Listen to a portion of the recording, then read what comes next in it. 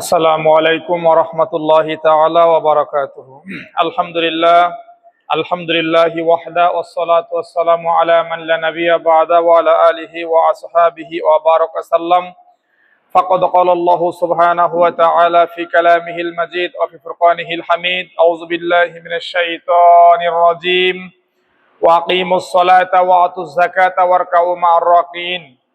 وقال تعالى وأقيموا الصلاة وآتوا الزكاة وما تقدموا لأنفسكم من خير تجدوه عند الله إن الله بما تعملون بصير صدق الله العظيم وقال رسول الله صلى الله عليه وسلم بني الإسلام على خمس شهادة أن لا إله إلا الله وأن محمد رسول الله وإقامة الصلاة وإيتاء الزكاة والحج وصوم رمضان وقال النبي صلى الله عليه وسلم মান আতাল্লাহু মালান ফালাম ইউদ্দি যাকাতাহু মুসিলা লাহু ইয়াউমাল কিয়ামাতি শুজাআন আকরা লাহু যাবিবাতানি ইউতাওয়াকুহু ইয়াউমাল কিয়ামা সুম্মা ইয়াখুযু বিলিহজামাতিহি ইয়ানি শিদকাইহি সুম্মা ইয়াকুলু আনা মালুকা আনা কানজুকা সুম্মা তালা।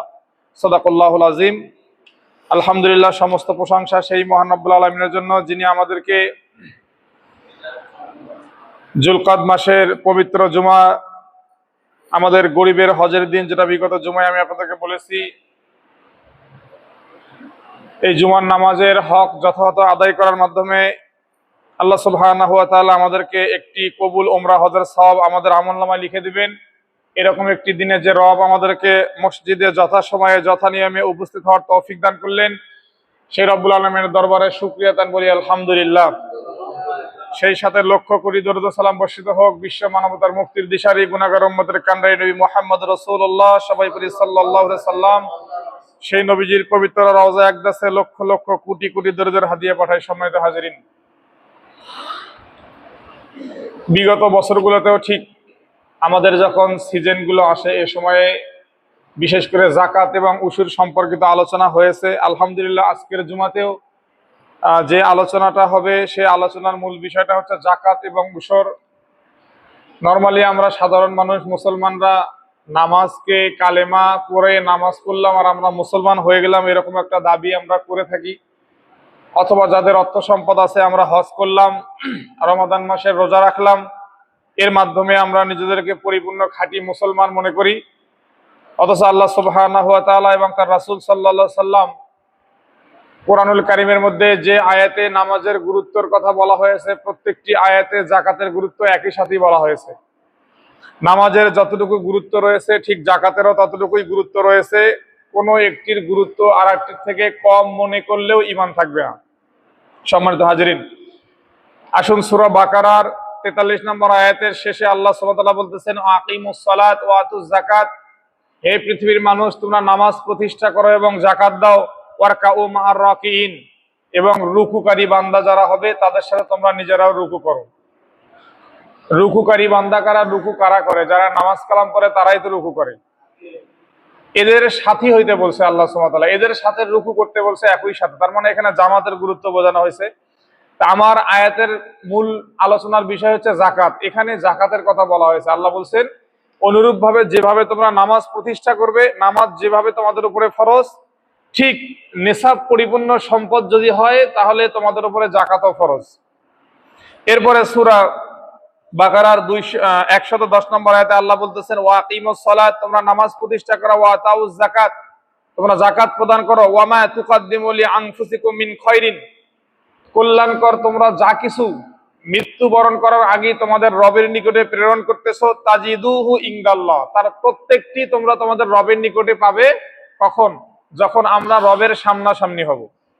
আল্লাহ প্রথমে বললেন তোমরা নামাজ প্রতিষ্ঠা করো, এরপরে বলেছেন যাকাত দাও, এরপরে বলছেন, হে পৃথিবীর মানুষ, তোমরা তোমাদের পরকালীন জীবনের জন্য কল্যাণকর যা কিছুই তোমরা তোমাদের রবের নিকটে, কারণ আমাদের প্রত্যেকের আমল, আমরা কোনো এক জুমায় বলেছিলাম যে প্রত্যেক বৃহস্পতিবারে প্রত্যেকটা মানুষের আমলকে আল্লাহ সুবহানাহু ওয়া তাআলা, আল্লাহ রাসূল বলছেন সপ্তাহে 2 দিন আল্লাহর দরবারে পেশ করা হয়। তার মধ্যে একটা হচ্ছে জুমাবার রাত্রি, তার মানে বৃহস্পতিবার। সম্মানিত হাজির, আমরা কথা বলবো না, আজকের আলোচনাগুলো খুবই গুরুত্বপূর্ণ আমাদের জন্য। খুব সংক্ষেপে এবং খুব শর্টে আলোচনা করার চেষ্টা করব। তাহলে যেটা বলতেছিলাম যে নামাজ যেভাবে আল্লাহ গুরুত্ব দিয়েছেন নামাজের উপরে, ঠিক জাকাতের উপরে একই গুরুত্ব দিয়েছেন। এটা দুইটাকে কখনোই তিনি আলাদা করেন নাই। কুরআনুল কারীমের অসংখ্য আয়াতে, প্রায় ৮৬ বা ৮৩টি আয়াতের মধ্যে নামাজের কথা বলা হয়েছে, সাথে সাথে জাকাতের কথা বলা হয়েছে। জাকাত নিয়ে আমরা ঈদ উল ফিতরের জুমার আগে, মানে আগেও যে জুমা ছিল সেখানেও আমরা আলোচনা করেছি। আজকে একই সাথে জাকাত এবং উসর দুইটা বিষয়কে আলোচনা করব। উসরটা হচ্ছে জাকাতের অন্যতম একটা অংশ। জাকাত হচ্ছে আপনি আপনার সম্পদ থেকে, আল্লাহ সুবহানাহু ওয়া তাআলা বলতেছে ওয়াফি আমওয়ালিহিম হাক্কুন লিসাইল আল মাহরুম, যে হে পৃথিবীর মানুষ, তোমাদের সম্পদের মধ্যে, তোমাদের মধ্যে যারা বঞ্চিত আছে, যারা অভাবগ্রস্ত আছে, তাদের হক রয়েছে, এই হক তোমরা দান করো। সুতরাং এর থেকে আমরা বুঝতে পারি আমাদের সম্পদ থেকে আমরা যা কিছু আল্লাহকে ভালোবেসে, আল্লাহ এবং আল্লাহর রাসূল যে সমস্ত পথ আমাদেরকে দেখিয়েছেন, এই সমস্ত পথে দান করার নামই হচ্ছে জাকাত। আমার পকেট থেকে নগদ অর্থ অথবা অর্থ সমতুল্য অন্য কিছু, আমাদের খাদ্যদ্রব্য থেকে শুরু করে যাই কিছু আমরা দান করি না কেন, এটাই জাকাতের অন্তর্ভুক্ত হবে। এমনকি আমরা জুমার নামাজে যে 5টি করে টাকাও দান করি, এটাও এক ধরনের জাকাত। সবগুলোকে আমাদের অর্থ, আমাদের যে সম্পদ রয়েছে, এই সম্পদকে পবিত্র করার একটা অন্যতম মাধ্যম হচ্ছে জাকাত। সম্মানিত হাজিরিন, এরপরে হাদিস শরীফের মধ্যে আমরা এই যে হাদিসটা সবাই জানি যে ইসলামের ভিত্তি হচ্ছে 5টি, কালেমা, নামাজ, রোজা, হজ, জাকাত। আমরা মোটামুটি এটা সবার মুখস্থ আছে। এখানেও আল্লাহ রাসূল জাকাতের কথা বলেছেন। যদি কোনো একটা ঘরকে ভিত্তি ছাড়া দাঁড়িয়ে না রাখাটা মুশকিল হয়ে যায়, তাহলে আপনাকে এটাও বুঝতে হবে যে ইসলামের মধ্যে আপনি যে আছেন, এই ইসলামের 5টি স্তম্ভের কোনো একটি স্তম্ভকে আপনি যদি নড়বড়ে মনে করেন, তাহলে আপনার ভিতরে ইসলাম নাই। ঠিক ওইভাবেই সত্য, যেভাবে সত্য আপনার বাড়ি, ইঞ্জিনিয়ার বলছে যে আপনার বাড়িতে 9টা কলাম লাগে, 9টা কলামের 8টা করে, ইঞ্জিনিয়ার বলছে আর একটার দরকার নেই, 8টা কলম তো দেওয়াই হলো, শক্তি তো আর কম হয় নাই, একটা না দিলেই বা কি হবে। আপনি ইঞ্জিনিয়ারকে যেভাবে ছাড় দিবেন না, ঠিক অনুরূপ ভাবে ইসলামকে 5টি স্তম্ভের উপরে দাঁড় করিয়ে রাখা হয়েছে, ইসলামকে 5টি স্তম্ভের উপরে প্রতিষ্ঠিত করা হয়েছে। তার মধ্যে একটি অন্যতম স্তম্ভ হচ্ছে জাকাত। আমি আরগুলোর দিকে যাব না। তাহলে আমরা এখানে জাকাতের গুরুত্ব বুঝলাম। সুতরাং জাকাত আমাদেরকে দিতে হবে। আমাদের জাকাতের নিসাব আমরা বলেছিলাম 7.5 তোলা, 7.5 ভরি স্বর্ণ অথবা 52.5 তোলা রূপা বা তৎসম পরিমাণ সম্পদ যদি কারো থাকে, তাহলে ওই ব্যক্তির উপরে জাকাত ওয়াজিব। তবে এটার ক্ষেত্রে সম্পদটা আপনার কাছে 1 বছর অতিবাহিত হতে হবে। পরিপূর্ণ 1 বছর যদি অতিবাহিত হয়ে এই পরিমাণ সম্পদ আপনার কাছে থাকে, তাহলে আপনাকে জাকাত দিতে হবে। একটু জাকাত নিয়ে কথা বলতেছি কি জন্য? কারণ উসুর কথা বলতে গেলে জাকাত নিয়ে কথা না বললে বুঝবেন না। আরো একটা কারণ রয়েছে। তাহলে আমরা জানলাম যে জাকাত কিন্তু ইসলামের একটি স্তম্ভ, ঠিক কিনা? জাকাত কোরআনের আয়াতে আছে, ঠিক কিনা? আছে কিনা? সুতরাং কোরআনের আয়াতের কোনো একটি অক্ষরকে, কোনো একটি শব্দকে কোনো মানুষ যদি অস্বীকার করে, তাকে কি আমরা ইমানদার বলতে পারবো? ভালো করে বুঝে শুনে বলবেন। কোরআনুল কারিমে যে 6323টি বা 6636 অনেকগুলো মতান্তর রয়েছে, যতগুলো আয়াত আছে, সোজা বাংলা কথায় এই আয়াতের কোনো একটি শব্দ নিয়ে কেউ যদি সন্দেহ পোষণ করে যে না, এই শব্দটা আমার মনে হচ্ছে ঠিক হয় নাই, আল্লাহ এটা ঠিক করে না, এই শব্দটা দেয়া, ঈমান থাকবে? আচ্ছা যাক, এটা কিন্তু আপনারা বলছেন। এখন আসি, আমরা কিছুদিন আগে, গত কয়েকদিন আগে শুনছি আমাদের বাংলাদেশের একজন প্রখ্যাত মহিলা ব্যক্তি টকশো করে, আমি ওনাকে শুধু নামেই চিনি। উনি একটা কথা গিয়ে বলছে যে বাংলাদেশে যে জাকাত ব্যবস্থা চালু আছে, এই জাকাত ব্যবস্থার থেকে চাঁদাবাজি অনেক উত্তম। বোঝেন নাই মনে হয়। আচ্ছা, চাঁদাবাজির সংখ্যাটা আগে বলি, না হলে বুঝবেন না। চাঁদা আসলে কাকে বলে? আপনি একটা জমি কিনছেন গোবিন্দগঞ্জ, আপনি বাড়ি করবেন, বাড়ির নিয়তে জমি কিনছেন, বাড়ি করা শুরু করলেন, একদল লোক এসে বললো যে ভাই আমাদের এলাকায় এসে বাড়ি ঘর করতেছেন, আমাদেরকে কিছু চা নাস্তা খাওয়ার টাকা দিবেন না। বোঝেন কিনা? এটা হচ্ছে চাঁদাবাজি, সোজা বাংলা হিসাব, এটাকে চাঁদাবাজি। আপনি এমনিতেই বাড়ি শুরু করার আগে এলাকার গণ্যমান্য ব্যক্তি বা সবাইকে আপনি একটা গরু জবাই করে হোক বা খাসি জবাই করে খাওয়ালেন, এটা চাঁদাবাজি নয়। এটা আপনি ইচ্ছা করে সবাইকে খাওয়ালেন, কিন্তু আপনার ইচ্ছা নাই, আপনাকে এসে জোর করতেছে যে এখানে বাড়িঘর করলে আমাদের এলাকার ছেলেপেলেগুলোকে কিছু টাকা পয়সা দিতে হয় বা চা নাস্তা খাওয়ার টাকা দিতে হয়, এটাকে চাঁদাবাজি বলা হয়। তাহলে একজন মানুষ যদি বলে যে বাংলাদেশের যে জাকাত ব্যবস্থা আছে, এই জাকাতের থেকে চাঁদাবাজিটাকে উত্তম, তার কি ঈমান আছে? তাকে মুসলমান বলা যাবে?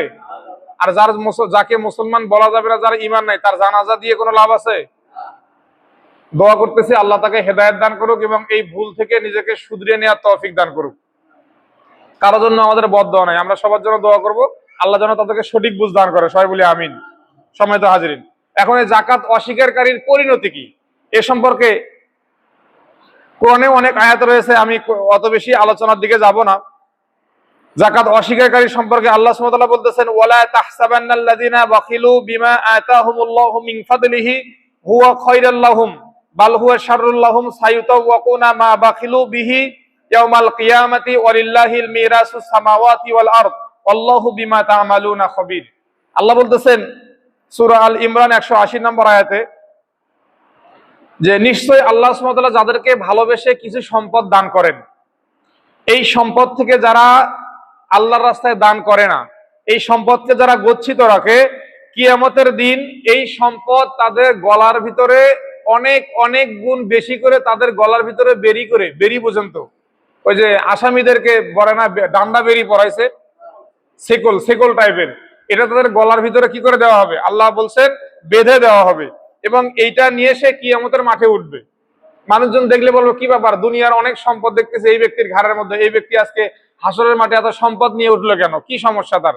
তখন বলা হবে এই ব্যক্তি দুনিয়াতে আল্লাহ সুবহানাহু ওয়া তাআলা তাকে সম্পদ দান করেছিলেন ভালোবেসে, কিন্তু সেই সম্পদ থেকে সে আল্লাহর রাস্তায় ব্যয় করে নাই। এই ব্যয় না করার কারণে আজকে সেই সম্পদ তার গলার মধ্যে শিকল আকারে বেঁধে দেওয়া হয়েছে। সম্মানিত হাজিরিন, এরপরে একটি হাদিস বলবো বলে আমরা উসুরের দিকে যাব।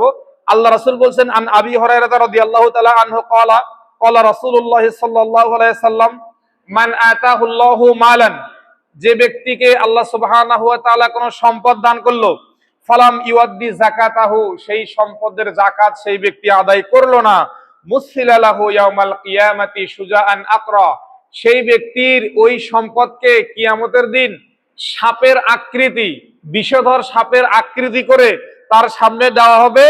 লাহু জাবিবাতানে, তার দুই পাশে দুই চাওয়ালের মধ্যে দুইটা লম্বা লম্বা দাঁত থাকবে। ইউতাওয়াকুহু ইয়াউমাল কিয়ামা, কিয়ামতের মাঠে ওই সাপ, ওই মানে তার পৃথিবীর গচ্ছিত সম্পদ সাপের আকৃতি, বিষধর সাপের আকৃতিতে দেওয়া হবে। তার চোয়ালে দুইটা দাঁত থাকবে, সে বারবার ওই ব্যক্তিকে দংশন করতে থাকবে। সুম্মা ইয়াখুযু বিলিহজিমাতিহি ইয়ানি শিদকাইহি, আল্লাহ রাসূল বলছেন অথবা সে ওইটা দিয়ে তাকে আঁকড়ে ধরবে, ওই যে তার দুই যে চাওয়াল, এটা দিয়ে তাকে দংশন করে দুই চাওয়াল দিয়ে আঁকড়ে ধরবে এবং কি বলবে, সুম্মা ইয়াকুলু, অথবা সেই এই আপনার সর্প আকৃতির তার সম্পদগুলো, পৃথিবীর গচ্ছিত সম্পদ, সেই সম্পদগুলো নিজে কথা বলবে, বলবে আনা কানজুকা আনা মালুকা, আমি তোমার পৃথিবীর সম্পদ, আমি তোমার পৃথিবীর সেই গচ্ছিত মাল। সম্মানিত হাজিরিন, তাহলে আমরা এই কোরআনের আয়াত এবং হাদিস থেকে, আরো কোরআনের আয়াত আছে, আমি সময় সংক্ষেপ ওদিকে যাচ্ছি না, এখান থেকে আমরা বুঝতে পারলাম যারা এই যাকাত দেবে না, যারা যাকাতকে অস্বীকার করবে, কিয়ামতে তাদেরকে আল্লাহ সুবহানাহু ওয়া তাআলা কি শাস্তি দিবেন, আর কিয়ামতের পরে যাদেরকে শাস্তি দেওয়া হবে, এটা কি আসলেই কোনো মুসলমানকে শাস্তি দেওয়া হবে? যাদেরকে আল্লাহ সুবহানাহু ওয়া তাআলা মুমিনদের কাতারভুক্ত করবেন, মুসলমানদের কাতারভুক্ত করবেন, তাদেরকে কখনো জাহান্নামের এই ধরনের শাস্তিগুলো দেওয়া হবে না, এরা তো শাস্তির থেকে পরিত্রাণ পেয়ে যাবে। যাদেরকে শাস্তি দেওয়া হবে এরা অবশ্যই মুসলমান মুমিনদের কাতার বহির্ভূত হবে। দেখেন আল্লাহ কোরআনেই বলতেছেন, আল্লাযীনা ইউকিমুনাস সালাতা ওয়া ইউতুনাজ যাকাত ওয়া হুম বিল আখিরাতি হুম ইউকিনুন, নিশ্চয় যারা সালাত প্রতিষ্ঠা করে, নিশ্চয় যারা যাকাত প্রদান করে, ওয়া হুম বিল আখিরাতি হুম ইউকিনুন, এবং আখিরাতের প্রতি তাদের থাকে দৃঢ় বিশ্বাস, যেন তেন বিশ্বাস না, পাকাপোক্ত বিশ্বাস থাকে। এরপরে আল্লাহ কি বললেন, উলাইকা আলা হুদাম মির রাব্বিহিম, এই সমস্ত ব্যক্তিগুলো তাদের রবের পক্ষ থেকে হেদায়েত প্রাপ্ত। এই সমস্ত ব্যক্তিগুলো তাদের রবের পক্ষ থেকে হেদায়েত প্রাপ্ত কারা? যারা এই যে নামাজ প্রতিষ্ঠা করবে এবং যাকাত প্রদান করবে। উলাইকা হুমুল মুফলিহুন, এবং এরাই হবে সফল। আমি আগেই বলছিলাম, আল্লাহ কোরআনে বলছেন কদ আফলাহাল মুমিনুন, যারা মুমিন হবে তারা সফল হবে। আল্লাযীনা হুম ফি সালাতিহিম খাশিউন, যারা তাদের নামাজের ব্যাপারে খুব বেশি পরিপাটি, খুশির সাথে নামাজ আদায় করবে। আল্লাযীনা হুম আনিল লাগবি মুরিদুন, যারা অনর্থক কথাবার্তা থেকে নিজেকে সবসময় দূরে রাখবে। আল্লাযীনা হুম লিযাকাতি ফাইলুন, এবং যারা যাকাতের ব্যাপারে থাকবে সর্বদা সক্রিয়। কি থাকবে? জাকাতের ব্যাপারে সর্বদা সক্রিয় থাকবে। এরাই হচ্ছে মুমিন। আল্লাহ বলছেন কদ আফলাহাল মুমিনুন, এই শ্রেণীর মুমিন যারা হবে তারাই কেবল পরকালে সফল হবে। হাসরের মাঠের বিচার আসার শেষে মিজানে নেকি বদি ওজন করার পর এরপরে ফুলসিরাত পার হয়ে যে জান্নাতে যেতে হবে, এটাই তো একজন মানুষের চরম সফলতা, সব থেকে বড় সফলতা এটা। এই সফলতা অর্জন কাদের হবে? যারা দুনিয়ার জমিনে সালাত আদায় করবে, যারা দুনিয়ার জমিনে জাকাত প্রদান করবে, এরাই সফল হবে। তাহলে কি জাকাত অস্বীকার করে সফল হওয়া যাবে? জাকাতকে অস্বীকার করে সফল হওয়া যাবে? সম্মানিত হাজিরিন, আসুন আমরা এখন উসরের দিকে চলে আসবো। উসর শব্দটা আইন শিন র মূল বর্ণ থেকে এর অর্থ হচ্ছে আসলে 1/10। তার মানে আল্লাহ সুবহানাহু ওয়া তাআলা বলতেছেন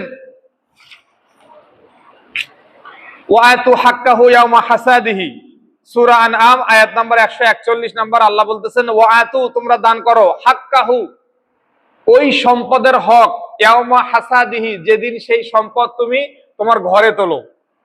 যেদিন তোমাকে যে সম্পদ, আল্লাহ বলতেছেন আমি তোমাকে যে সম্পদ দান করলাম, ওই সম্পদ যেদিন তুমি কর্তন করো, ওই সম্পদ যেদিন তুমি মারাই করো, ওই সম্পদ যেদিন তুমি ঘরে তোলো, সেই দিনই তুমি সেই সম্পদের হক আদায় করো। এই আয়াত থেকে আমরা এই উসর সাব্যস্ত পাই। উসর হচ্ছে আপনি যদি যে চাষাবাদ করতেছেন, আল্লাহ সুবহানাহু ওয়া তাআলা যে ফসল আপনাকে দিচ্ছেন, সেই ফসল যদি নদীর পানি, ঝর্ণার পানি বা প্রাকৃতিকভাবে আল্লাহ সুবহানাহু ওয়া তাআলার দেয়া আসমান থেকে নাজিল হওয়া যে পানি, এই পানিতে যদি আপনার সেই ফসল আবাদ হয়, তাহলে সেই ফসল প্রতি 10 মনের 1 মন আল্লাহর রাস্তায় দান করতে হবে। কয় মন? 10 মনের 1 মন। আর যদি সেই ফসল আপনার নিজস্ব অর্থকরী খরচ করে সেচ ব্যবস্থায়, সাধারণত আমরা এখন যেটা করি, আপনার ডিজেল কেরোসিন তেল পুড়ে হোক, অথবা আপনার এই কি বলে বৈদ্যুতিক যে আছে সেচ পাম্প আছে, এই পাম্পের মাধ্যমে, এটাকে তো টাকা দিয়ে করতে হয়, টাকা না হলে তো এখানে পানি দেয় না। তাহলে এই যে টাকার মাধ্যমে বা আমাদের অর্থকরী খরচের মাধ্যমে আমরা যে ফসলটা পাই, সেই ফসল থেকে বলা হয়েছে 5%, তার মানে 20 ভাগের 1 ভাগ, 20 মনের 1 মন সম্পদ আল্লাহর রাস্তায় আপনাদেরকে কি করতে হবে? দান করতে হবে। অস্বীকার করতে পারবেন? একজন দাঁড়িয়ে বলেন যে হুজুর আমি আয়াত মানি না। দাঁড়ান দেখি কার সাহস আছে। এই কোরআনের আয়াত তো না, কোরআন থেকে, কোরআনের বাইরে বলছি আমি। সূরা আনআমের মধ্যে আল্লাহ বলতেছেন হে বান্দা, তোমাকে আমি যে সম্পদ দিয়েছি, সেই সম্পদ যেদিন ঘরে তোলো, ওই দিনই সেই সম্পদের জাকাত দাও। সম্পদের জাকাতের নাম হচ্ছে উসর। সম্পদের জাকাতের নাম কি? উসর। তাহলে আমরা এখান থেকে এরপরে হাদিস শরীফের মধ্যে আল্লাহ রাসূল বলছেন ফিমা সাকাতাতিস সামাউ ওয়াল উয়ুন আও কানা আসরিয়াল উশরা ওয়া মা সুকিয়া বিন নাদহি নিসফুল উশর।